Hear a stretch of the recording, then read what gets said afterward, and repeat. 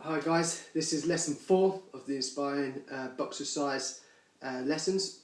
So what we're going to be learning today is the hook to go on to our jab, cross and the uppercut we've already designed in our combinations, and at the end I'll show you a good little combination that you can get going in your home. It'll take about sort of 5 to 10 minutes of your own time and get your heart rate really going. Okay, so with the hook we're in our stance, so our left foot is forward if we're right handed and our right leg is back, turned to that 90-degree angle. We've got a slight bend in our knees and we're slightly tilted forward. We're getting our arms up and tucking the elbows into our rib cage. Okay, so we're protecting our chin. Now the hook we're going to show you today is only going to come from our left hand. You can do a hook with the right hand, but like I've said before, this is just for fitness.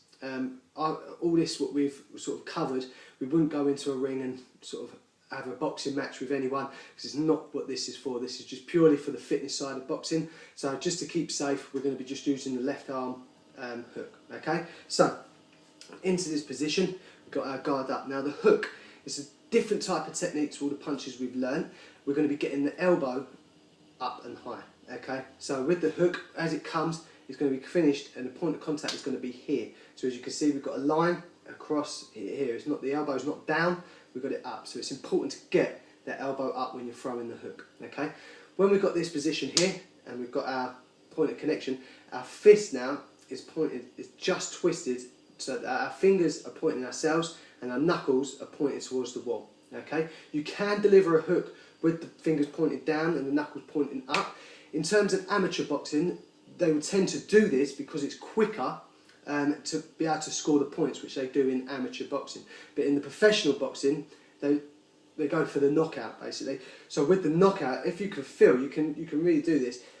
Holding your wrist here with your fingers pointed down, holding your wrist here. As soon as you turn your wrist around to the point of connection, you will feel a muscle along here just switching on. This is going to help us to deliver the more powerful. So you'll find that professional boxers will tend to do this more to get more of a knockout, okay? As opposed to being quick and easy to score points, you can get the knockout with that one, okay? So, again, with all the same as all our punches we do, we have the different variations in the power. So from here, the power, we can just be coming from here. So keep making sure we're getting the elbow up. One thing I like to say to help with that is it's almost like you're revving a bike. So you can imagine if you're revving a bike, the elbow is going to be coming up. So you're revving the bike to get that hook in place. And as you can see, I now start to use my hip to flick the hook across to start delivering more power. Then I can start to bring, the same as all the other punches, our foot starts to just tinily come off the floor, pushing down into the ground to allow all that energy to come up into our point of connection so we can get the most power into our punches. Okay, so from there, every time, okay? So just give this a practice.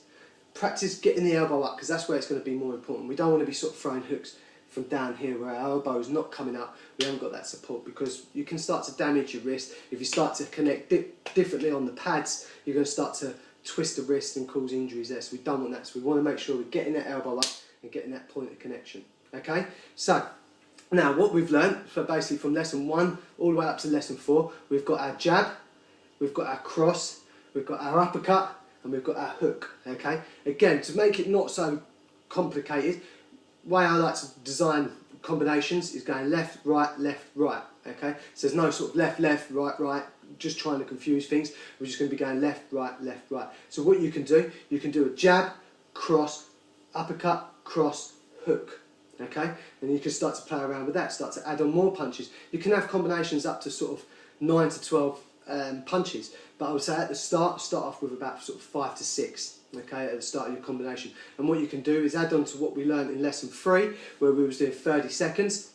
So you can start to do sort of a power round. So with these power punches, rather than opposed to looking at speed, look at power. So try and hit them as hard as you can. So for 30 seconds, you could do something like a jab, cross, uppercut, and keep that going. Jab, cross, uppercut, jab, cross, uppercut. Keep that going for 30 seconds, then step back and just go into some star jumps, some mountain climbers, and start to really play around with that. After 30 seconds, add on a punch. So now you're doing jab, cross, uppercut, cross, okay, for 30 seconds. Then you can add another sort of 30 seconds of star jumps, mountain climbers, whichever you sort of fancy. Then at the end of the last 30 seconds, you're going to add another punch, and that's where you can start to add in the hook, the knockout punch. Okay, so thank you for listening. Hope you've sort of gained something from all the 4 videos in terms of the punching. A few more videos will be coming up of sort of ducking and weaving. So also we can go into sort of knees and kicks. But yeah, keep staying tuned, and I'll keep showing you all the different combinations that you can add with these. And what next video I'm going to do a full 3-minute workout with all these punches that we've learned and exercises that you can do with them, and it'd be a good 3 minutes, and you can sort of play around with that, so you can have a good sort of workout in your own home. Okay, thank you for listening. Hope it's been a help. Please like my Facebook page at James Waggitt Inspiring Fitness, and also subscribe to my channel, James Waggitt-IFPT, for more videos where I'm going to be hopefully uploading some sort of core workouts for yourself, some cardio workouts, and some strength workouts, like strength and conditioning sort of things for your sports specific. Okay, so thank you for listening. Take care. Bye.